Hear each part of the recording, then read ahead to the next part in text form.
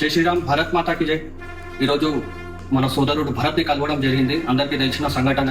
4-5 రోజుల కింద ఆయన ఏదో ఆటో మీద కొటేషన్ రాసినాడు అని చాలా మంది మనోభావాలు దెబ్బతిన్నాయంట. మళ్ళీ ఎందుకు దెబ్బతిన్నాయో మాకు అర్థం కాలేదు. ఏ మతం గురించి, ఏ కులం గురించి ఆయన రాసుకోలేదు.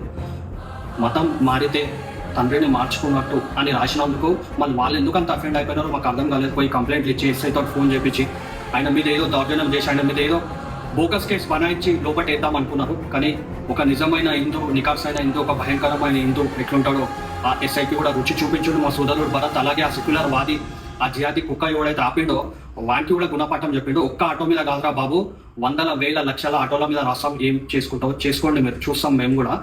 ఇది కూడా అందరికీ, ప్రతి ఒక్క హిందూకి ఒక అల్లారం కాల్. మళ్ళీ నిద్రలకి లేవాలి. మన సోదరుడు ఎవరిని ఉద్దేశించకుండా, ఏ మతాన్ని ఉద్దేశించకుండా ఆయన ఆటో మీద ఎక్కడ కూడా ముస్లిం అని, క్రిస్టియన్ అని రాసి లేకుండే ఆయనకు ఏదో అనిపించింది ఆయన రాసుకుంటూ, ఆయన ఆటో అయినా ఇష్టం. ఎన్నో ఆటోల మీద, కార్ల మీద ఎంతో మంది రాసుకుంటారు. మళ్ళీ ఎందుకు ఆపలేకపోతున్నారు పోలీసు వాళ్ళు నాకు అర్థమైతలేదు. వాళ్ళందరినీ కూడా ఆపాలా.